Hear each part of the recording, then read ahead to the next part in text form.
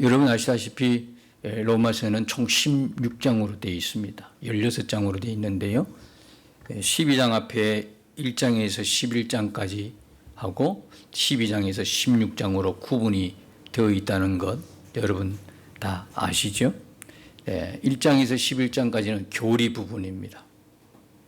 그리고 오늘 우리가 읽었던 12장 이후 16장까지는 윤리 부분입니다. 다시 말하면 1장에서 11장은 하나님이 우리에게 행해 주신 것, 우리를 위해서 행해 주신 것,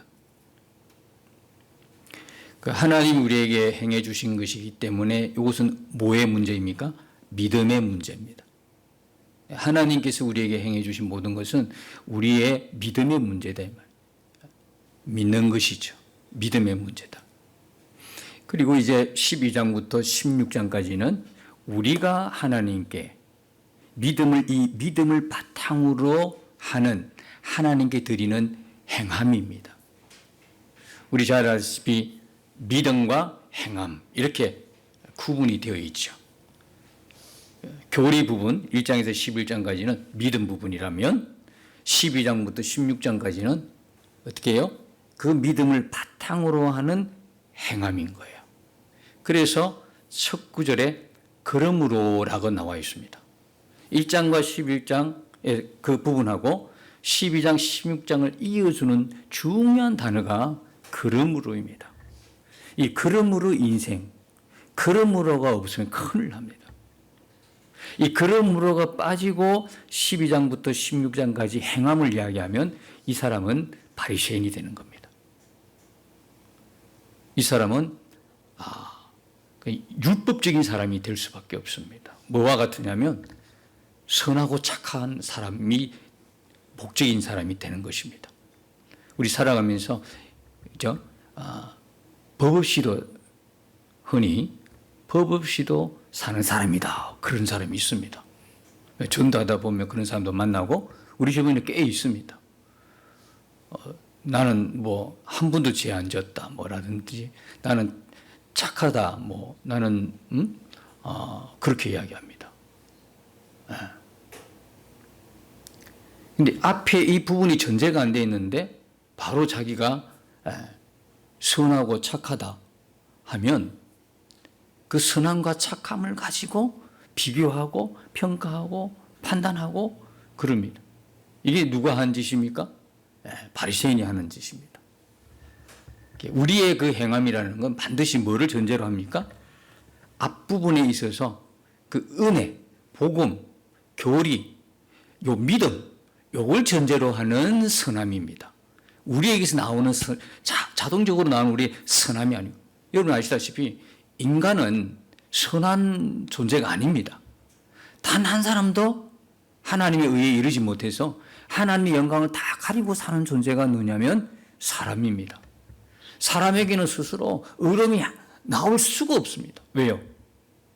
죄인으로 태어나기 때문에 그렇습니다. 죄인이기 때문에 죄를 짓는 겁니다. 죄를 지어서 죄인이 아니고 죄인은 태생 자체가 죄인입니다. 태생 자체가 죄에 익숙한 죄인으로 태어나는 겁니다. 죄를 지어서 죄인이 아니고 존재 자체가 그렇게 태어나는 그에게는 단 한 점의 의로움이 없습니다. 선함이 없습니다. 인간에게는 전혀 없습니다. 하나님의 영광에 오죽했으면 이런 사람이 단 한 사람도 없다고 말씀하실까요? 근데 자기가 착하다는 거예요. 나는 법 없이도 산다는 거예요. 얼마나 모순적인 겁니까? 그러므로가 전제가 되지 않으면 다 우리는 바리새인이고 율법자고 나는 자기의 어떤 자기 모습 속에서 그냥 노력을 해서 그죠? 즐거워하고 기뻐하는 것처럼 얼마든지 가장할 수 있는 불행한 인생이 될 수밖에 없는 거예요. 그냥 우리의 근거가 분명하잖아요. 우리는 그러므로의 인생 1장과 11장까지의 분명한 하나님의 뭡니까? 교리가 있는 인생, 하나님의 말씀이 있는 인생, 하나님의 복음이 있는 인생이기 때문에 12장부터를 살아갈 수밖에 없는 거예요. 그렇게 살아가도록 하나님이 만들어 주셨다는 것이 얼마나 감사한 일인지 모르는 겁니다. 우리의 모든 선함, 우리의 모든 착함, 우리의 모든 소망, 모든 기쁨, 모든 근원이 어디서 나옵니까? 1장과 11장에 하나님이 우리에게 베푸신 그 은혜, 하나님이 우리에게 주신 말씀, 진리, 교리, 복음, 그것이 근거가 되었다면 그 분명한 근거를 갖고 살아가는 사람들이 누구냐면 예수님을 믿는 그리스도인들이다 이 말이에요. 그러니까 이 12장 이후부터가요, 우리는 즐거움으로 이 말씀을 대하는 겁니다. 우리가 이 말씀을 대할 때에 나는 이렇게 못 사는 데가 아니라 그렇게 살도록 만들어진 은혜가 우리 안에 있다는 걸 먼저 기억해야 되는 거예요. 나는 예수 믿어도 이렇게 못 살아요. 잘못 알고 있는 겁니다. 우리 보고 살아라는 게 아닙니다. 우리 보고 노력하려고 하는 것이 아닙니다. 그런 사람은 반드시 자기 노력으로 인간의 어떤 수고로 이루어졌다면 자기 공로를 내세울 겁니다. 그의 입술에는 하나님의 은혜라는 게 없을 겁니다. 내가 이 정도니까 이 정도 했지 라고 자기 공로만을 자랑하게 될 것입니다. 이건 얼마나 불행한 일인지 모릅니다. 우리가 그리스도를 살아갈 수 있는 모든 비결, 그렇게 살아갈 수 있는 모든 근거는 오직 하나님의 은혜와 사랑에 있습니다. 아니구나, 아닙니다. 우리 노력이 아니라는 사실을 우리가 먼저 기억해야 됩니다. 그래서 이 그러므로 하는 단어는 우리의 행함이 믿음으로 기인했다. 믿음이 우리 그 행함을 일으키는 모든 중요한 근거라는 것을 우리에게 다시 한번 말씀해 주고 있는 것입니다. 야고보서 2장 17절에 보면 행함이 없는 믿음은 무슨 믿음이다? 죽은 것이라. 그 자체가 죽은 것이라. 그러니까 믿음과, 제가 늘 말씀드려요, 믿음과 행함은 하나이지 떨어질 수가 없습니다. 우리가 믿는 이 생명이 들어온 예수 생명의 믿음이라는 것은 반드시 생명의 열매를 맺게 되는데 그게 뭡니까? 행함이라는 거예요. 그래서 야고보에서 이야기하는 믿음과 행함은 하나이지 둘이가 분리돼서 설명이 도저히 불가능합니다. 그래서 행함이 없는 믿음이라는 것은 내가 예수 믿는데, 내가 진리를 믿는데 전혀 나에게서 그 진리를 믿는 믿음의 열매가 없다, 행함이 없다 하는 것은 가짜라는 겁니다. 그 자체가 가짜라는, 그 자체가 죽은 것이기 때문에. 그리고 또 설명하죠. 야고보서 2장 26절에 보면 영혼 없는 몸이 죽은 것처럼 이렇게 이야기합니다. 영혼 없는 몸이 뭡니까? 우린 그걸 뭐라고 표현합니까? 시체라고 표현하는 겁니다. 아니, 몸이 있는데 영혼이 없어요. 그럼 시체입니다. 영혼 없는 몸이 죽은 것처럼, 그죠? 행함 없는 믿음은 죽은 것이냐 말씀하는 거예요. 그 자체가. 그죠? 그리고 야고보서 2장 20절에 뭡니까? 허탄한 사람들아, 행함 없는 믿음이 얼마나 헛된 것인 줄 아느냐? 그렇게 이야기합니다. 반드시 우리가 믿는 믿음은 숨길 수가 없는 겁니다. 내가 예수님을 믿습니다, 진리를 믿습니다 하면 숨어서 믿을 수가 없는 거예요. 감추고 믿을 수가 없는 거예요. 아무런 열매가 나타나지 않는 채 그냥 그럴 수 없다는 이야기입니다. 이전에는 그렇게 살아갈 수밖에 없어요. 이전에는 은혜가 없었으니까, 복음이 없었으니까, 말씀이 없으니까 제 가운데 살 수밖에 없습니다. 그렇게 살아도 그게 죄인 줄 모르고 살았어요. 그러나 이제는 달라졌습니다. 그러나 이제는 내 안에 예수 생명이 있습니다. 거듭난 사람이 되었습니다. 그러면 반드시 믿음의 열매가 내 삶에 나타나게 되어 있다는 것입니다. 우리는 우리 스스로를 잘 돌아봐야 됩니다. 과연 내 믿음이 진짜인지 가짜인지 분명히 돌아봐야 됩니다. 여전히 옛날에 죄를 짓고 죄를 지음에도 전혀 양심의 가치가 없는 그때와 동일하게 지금도 여전한가? 아니면 지금은 죄와 피 흘리기까지 싸우는 그런 모습이 내게 있는가? 연약해서 넘어질지라도 그 넘어짐을 반복하지 않으려고 하는 그 예씀, 주님을 바라보고 간절하게 주님과 동행하기를 갈망하는 그 마음이 내게 성령, 내 안에 계신 성령이 주신 그 마음으로 계속해서 일어나는가를 점검해 보셔야 됩니다. 그리고 간혹 내가 이렇게 살면 되는가? 이렇게 살아도 되는가? 라고 하는 자기 성찰, 자기 점검이 분명히 존재하고 있는지를 우리는 살펴보아야 하는 것입니다. 그래서 1절에 그러므로 형제들아 내가 하나님의 모든 자비하심으로 너희를 권하노니 너희 몸을 하나님이 기뻐하시는 거룩한 산 제물로 드리라. 이는 너희가 드릴 영적 예배니라 하고 권면하고 있는 겁니다. 여러분, 여기에 보면 내가 하나님의 모든 자비하심으로 그랬습니다. 이 자비하심이요, 얼마나 또 은혜가 되는지 모릅니다. 이 자비하심 속에 이 풍성한 은혜가 숨어 있는 것입니다. 여러분, 이 자비하심 뭐냐면 히브리어로 라함, 헬라어로는 오이크티무스라는 단어인데요, 우리를 향하신 하나님의 마음을 말씀하고 있습니다. 우리를 향하신 하나님의 마음이 뭘까? 또 다른 말에는 고난과 어려움에 처한 사람에 대한 깊은 감정이라는 겁니다. 이 자비라는 뜻의 해석은 바로 그런 이야기인데, 우리를 향한 하나님의 마음이 이렇다는 겁니다. 우리를 향한 하나님의 마음이 어떨까? 에레미야 31장 20절에 보면 이런 말씀이 있습니다. 에브라임은 나의 사랑하는 아들, 기뻐하는 자식이 아니냐? 내가 그를 책망하여 말할 때마다 깊이 생각하노라. 우리처럼 화난다고 바로 막 터지는 폭발하는 것이 아니라, 하나님은 우리에게 뭐예요? 말씀하실 때 깊이 생각하고 말씀하시는 거예요. 하나님께서 우리에게 말씀하실 때에 그를 책망하여 말할 때마다 깊이 생각하는 거예요.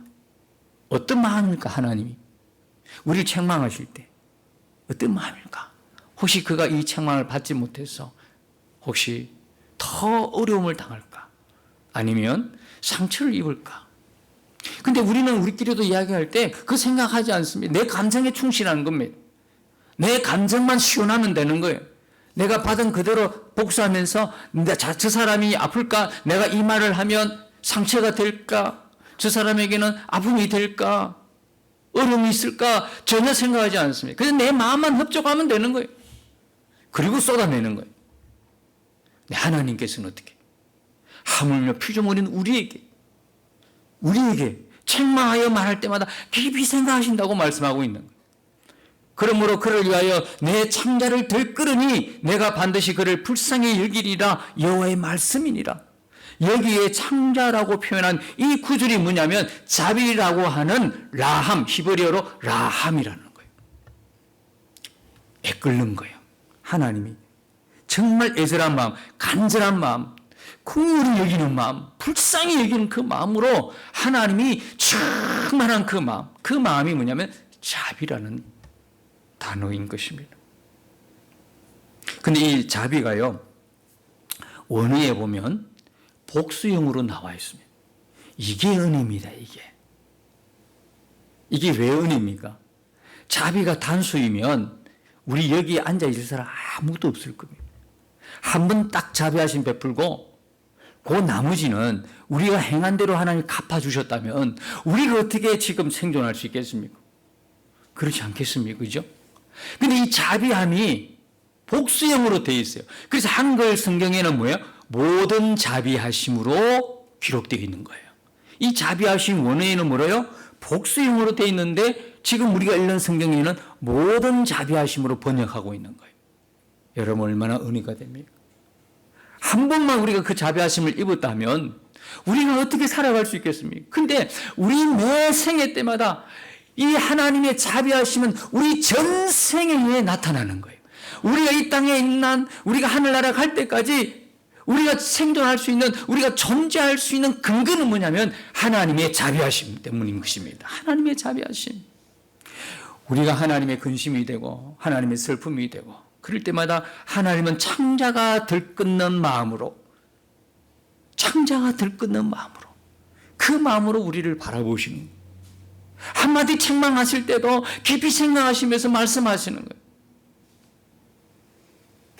우리가 어려움 처했을 때, 고난에 처했을 때에 그 사람에 대한 깊은 애절한 마음 가지고, 불쌍히 여기는 마음 가지고 그 마음으로 우리를 대하시냐면 하나님의 자비하심입니다.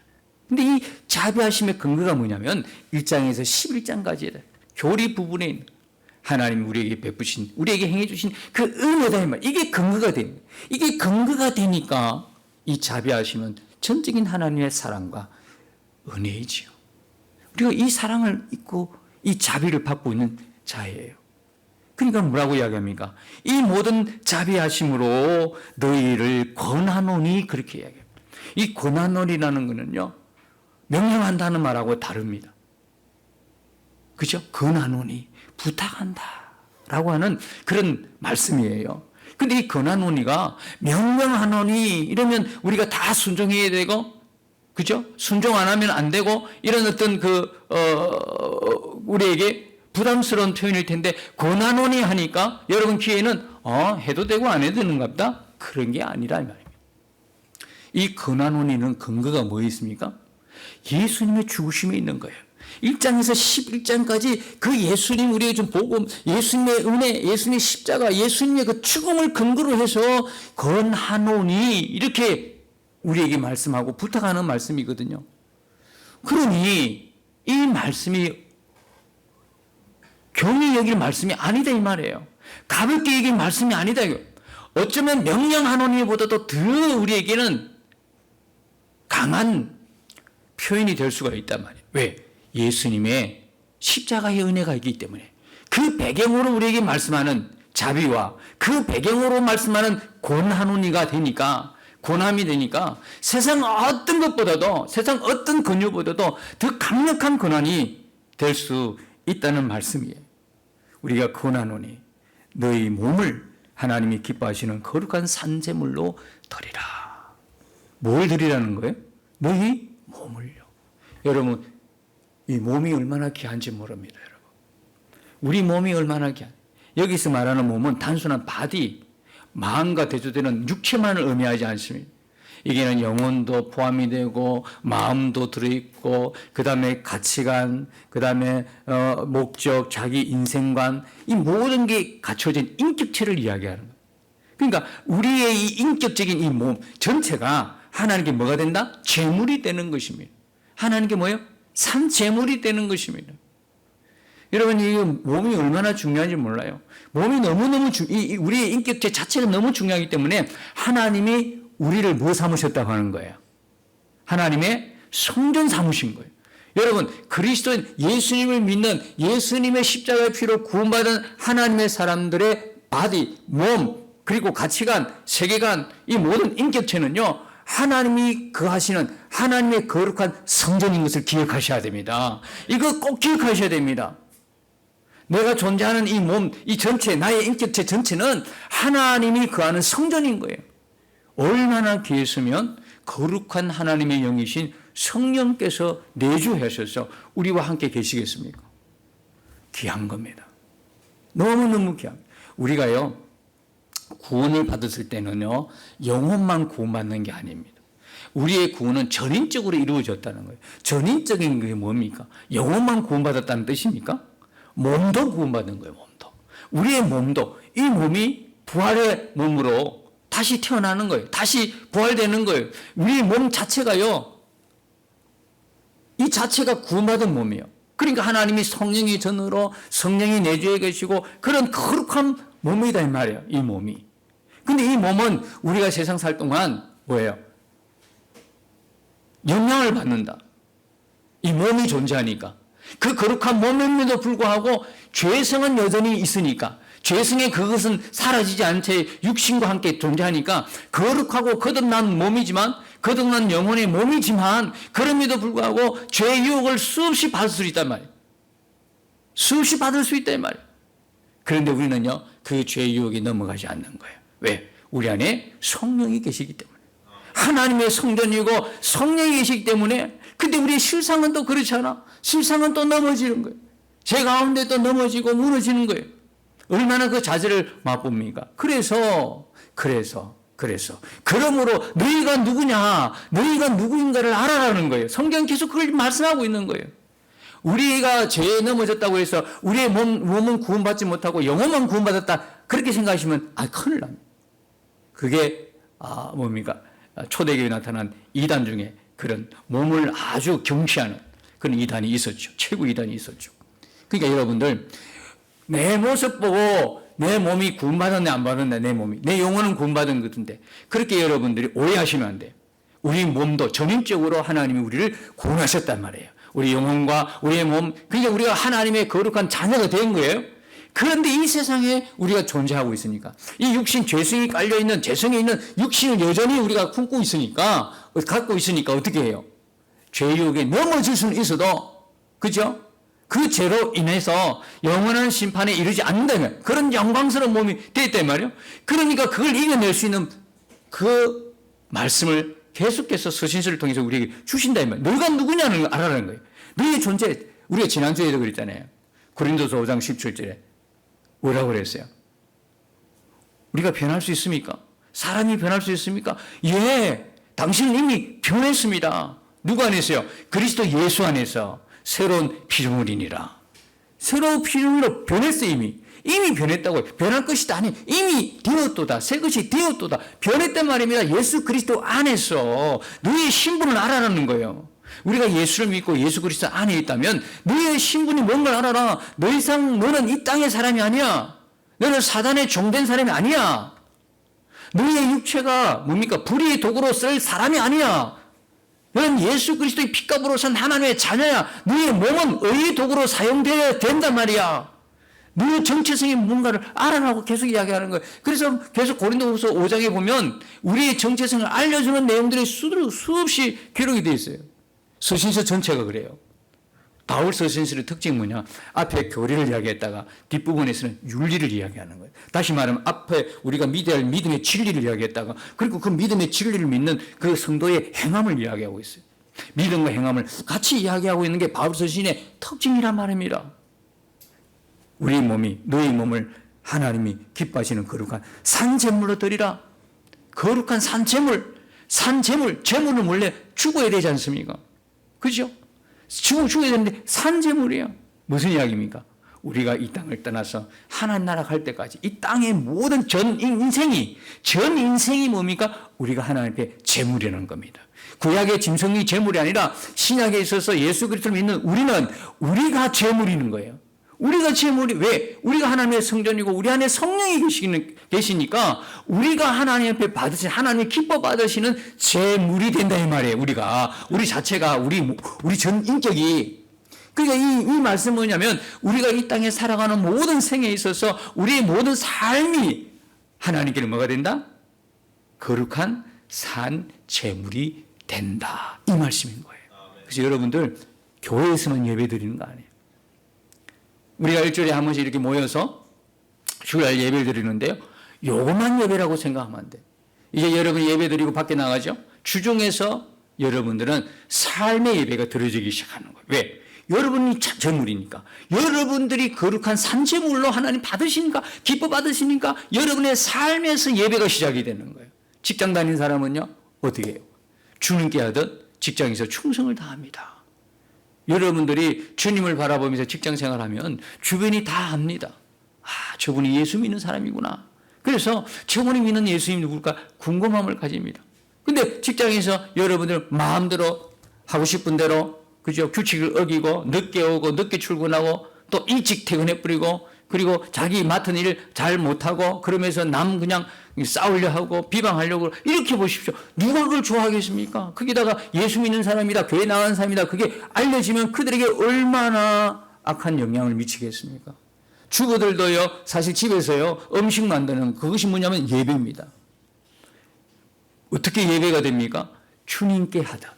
주님이 이 음식을 드신다 하고 그런 마음으로 할 때 음식 자체가 예배가 되는 거예요. 음식 만드는 그 자체가. 주부들은 가정에서 예배 드리는 겁니다. 청소할 때요, 주님 앞에 깨끗함을 입겠다 하는 그 마음으로 하면 그게 예배인 것입니다. 운전할 때 운전하는 분들은 그게 예배예요. 주님을 모시고 간다. 주님을 바라보면서 그 행위를 했을 때 운전 자체가 예배인 것입니다. 뭘 하든 여러분, 뭘 하든 학교에서 우리 학생들이 공부하잖아요. 공부도 예배입니다. 공부도 예배입니다. 하나님의 영광을 위해서 하나님의 선한 도구로 쓰임받기를 위해서 내 출세하고 내 성공을 위해서 공부하는 것이 아니라 생각이 가치관이 다 달라졌으니까. 예수 믿는 사람과 안 믿는 사람의 생각이 다르고 가치관이 다르고 목적이 다 다르니까 공부하는 학생들, 그리스도인들의 학생들은요, 그 공부를 통해서 그 학습을 통해서 하나님께 영광 돌리겠다는 거룩한 마음으로 하면 그 공부 자체가 예배인 것입니다. 그런데 예배 드리면서 간증할 수는 없잖아요. 시험 치는 것도 예배입니다. 정말 주님의 마음으로 여러분이 시험을 치면 컨닝이라는 건 없습니다. 그잖아요. 그 예배 자체인데 얼마나 정직해야 되겠습니까? 진실해야 되겠습니까? 그러니까 우리 삶의 예배가 하나님이 받으시는 거룩한 산 제물이라는 거예요. 하나님이 기뻐 받으시는 제물이 우리의 거룩한 영적 예배라는 거예요. 이 영적 예배라는 것을 원어로 보면 합당한 예배, 우리가 그리스도인으로서 예수 생명 있는 사람 1장과 로마서 1장과 11장의 그 내용을 갖고 있는 예수 생명, 예수의 피가 있는 사람들이 드리는 합당한 예배는 바로 우리가 삶으로 하나님께 드리는 예배, 영적인 예배라는 거예요. 여러분, 이제 여러분의 삶은 많은 부분에 있어서 바뀌어질 겁니다. 왜? 모든 나의 영역이 다 예배로, 삶이 예배가 되면 길을 건널 때도요, 함부로 못 건너요. 무단횡단 못 합니다. 그 자체가 예배니까. 신호 잘 지키게 되고요. 그죠?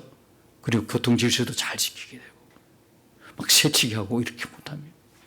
특별히 또 그런 어떤 아주 다급한 상황을 이해를 합니다. 그러나 일반적인 상황에서는 우리가 질서, 교회 안에서 질서, 교회 밖에서도 질서 잘 지키는 그런 사람이 될 수밖에 없는 거예요. 왜? 그 자체가 하나님께 드리는 내 삶 자체가 예배니까.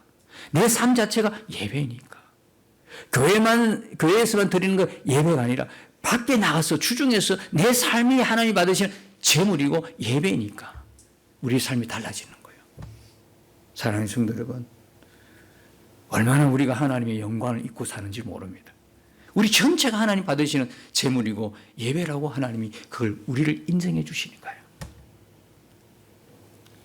이번 한 주간에 우리들의 삶이 하나님을 영화롭게 하고 누굴 만나더라도 예배자의 모습으로 세워지면서 하나님을 기쁘시게 하는 산 제물이 되어 하나님 기쁨으로 받으시는 예배자의 삶이 되면은 얼마나 하나님이 기뻐하시겠어요. 이제 다음 설날이 가까워졌어요. 다음 토요일이 이제 설날이잖아요. 안 믿는 분들하고 특별히 만날 그런 기회가 많이 주어지는 때입니다. 친척들도 만나고, 그죠? 전혀 예수님과는 무관한 사람들, 소위 말하는 불신자들을 만나게 될 때에 우리가 그들을 만났을 때도 예배하는 겁니다. 그들과 함께 예배하는 겁니다. 내 삶 자체가. 그러면 그들에게 좋은 기회가 되는 거예요.